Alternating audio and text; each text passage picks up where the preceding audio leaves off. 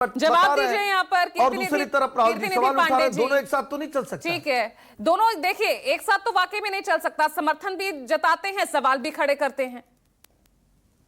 देखिए पूजा जी, एक बात सच है कि माननीय प्रधानमंत्री जी शब्दों के जादूगर हैं। शब्दों की एक बड़ा समूह उनके पास है और अपने भाषणों से लोगों को सम्मोहित करने की शक्ति भी वो पैदा कर ली है। लेकिन सबसे बड़ा सवाल है कि 2014 के लोकसभा चुनाव में, जब लोकसभा चुनाव में माननीय प्रधानमंत्री जी प्रधानमंत्री पद के उम्मीदवार, तब उन्होंने कहा था कि अगर आतंकवादियों ने हमारे सैनिकों का एक सर कटेगा तो हम एक सर के बदले 10 सर लाएंगे। और तब से लगातार पठानकोट एयरबेस, पुलवामा और पहलगाम, ऑपरेशन सिंदूर हुआ, सेना के 100 पे, सेना के पराक्रम पर देश के 140 करोड़ लोगों को गर्व है। लेकिन सेना के उस पराक्रम की अगुवाई करने वालों पे सवाल किसने खड़ा किया? भारतीय जनता पार्टी के कैबिनेट मंत्री ने, भारतीय जनता पार्टी के उप मुख्यमंत्री मध्य प्रदेश के। वो सबूत सवाल कौन मांग रहा था कीर्तिनिधि पांडे जी? सबूत कौन मांग रहा था? कौन वहां बैकफुट पर आ गया था? और इसीलिए इस बार बहुत रुक रुक कर, बहुत ध्यान से आगे बढ़ रहे हैं ना विपक्ष। पूजा जी, हम लोगों ने पूरा विपक्ष, जब माननीय प्रधानमंत्री जी ने बैठक बुलाई तो पूरा विपक्ष एकजुट एक स्वर से कहा था कि हम देश के साथ खड़े हैं, आपके साथ खड़े, आप जो भी फैसला लेंगे हम उसमें आपके साथ खड़े हैं।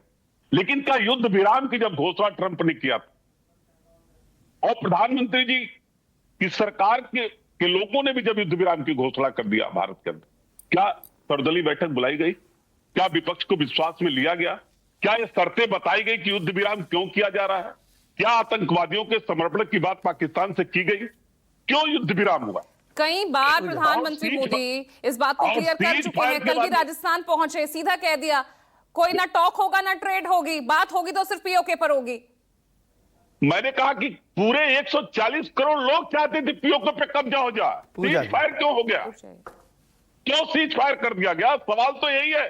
देश के 140 करोड़ लोग जानना चाहते हैं कि जब पूरा देश पीओके पे कब्जा चाहता था, पीओके अपने पास चाहता था, जो तो वो भी डीजीएमओ की तरफ से क्लियर किया गया कीर्तिनिधि जी, किस तरह से पाकिस्तान ने कॉल किया, गिड़गिड़ाए वो, और अब युद्ध विराम हो गया। युद्ध विराम के लिए पाकिस्तान किस तरह से गिड़गिड़ाया है, कैसे उनको कॉल आई है, पूरा क्लियर किया। मैंने तो कहा ना पूरे विपक्ष को बैठक में बुलाए होते, पूरे विपक्षी दलों की, और बताए होते कि पाकिस्तान गिड़गिड़ा रहा है। बिना भारत की जानकारी के ट्रंप साहब ऐलान कर दे रहे हैं कि स्टेज फायर करा दिया भारत और पाकिस्तान के बीच में। ऐसा पहली बार तो नहीं है परिमल जी। ठीक है कीर्ति जी, परिमल जी ऐसा पहली बार तो नहीं है। इससे पहले 62 का भी युद्ध हुआ, जब 26/11 हमला भी हुआ, तब भी इसी तरह से स्पेशल सेशन भी बुलाया गया था।